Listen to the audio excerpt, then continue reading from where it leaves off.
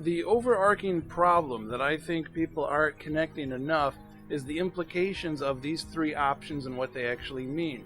Blue and green just mean you lose, Reapers win, carry on. Red means you somehow destroy the Reapers is what they're trying to tell you, but actually that's you breaking free of the indoctrination hold. You wake up, which is why you see the body taking a breath in that little cutscene. But that cutscene also signifies the big problem. You only see that cutscene if you pretty much try really hard to complete the game. You do all the side missions, you get all the stuff.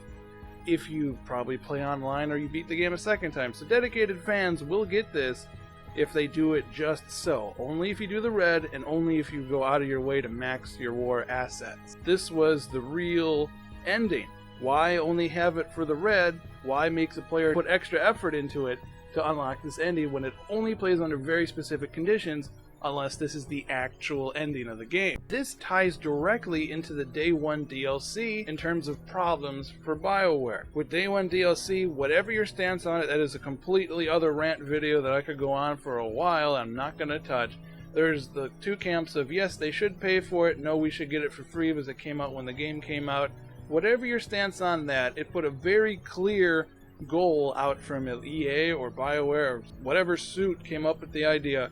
We want more of your money. Just fine, they want to make money off us, great. I'm not going to give it to them. I just bought your game for full price, but again, not going on that rant. By charging for the Day 1 DLC, they put forth a very clear message that they want to get money from us whichever way they can. And again, as a business, that's fine, but as a consumer, I don't appreciate that.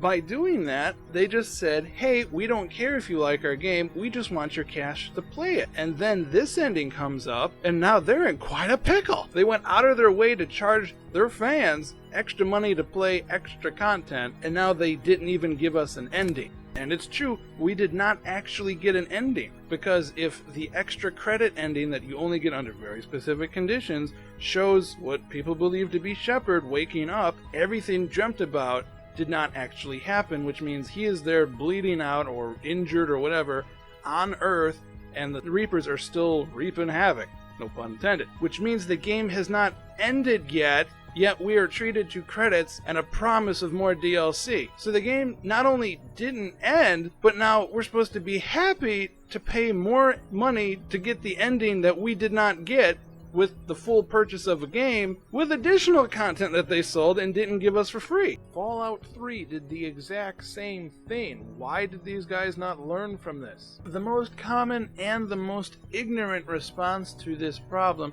has been someone saying something along the lines of, I don't like the ending of this movie or this stupid TV show that I think is important. I should sue them to get money too. Ha ha ha, I'm so clever.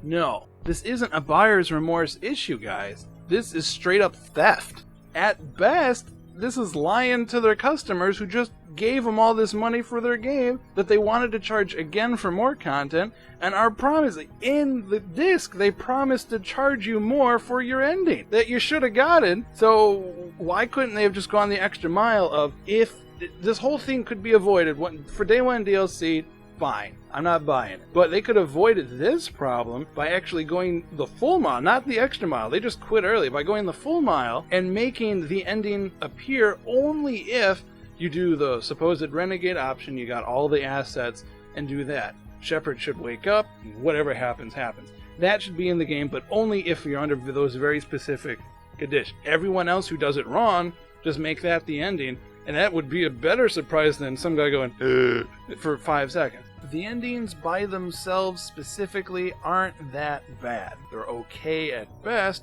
but they're not terrible. What we do actually hate is being lied to, and there is no one at either EA or Bioware that can say they did not specifically lie to us. They coded, programmed, wrote, and rendered an ending showing us that the game in fact is not over. This is not a cliffhanger. This is withheld from us, so we would have to purchase additional content to get our actual ending that we deserved after buying their game. In layman's terms, total shenanigans. But that is my take on the ending after beating it and doing some research.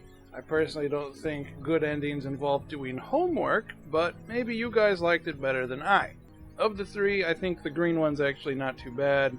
if you have to get stuck with an ending like that, Greenwood would probably get my vote. But what about you? What do you think about all this stuff? Do you agree, disagree, think it's a mix of both? What's your take on it? Let me know. Comments below.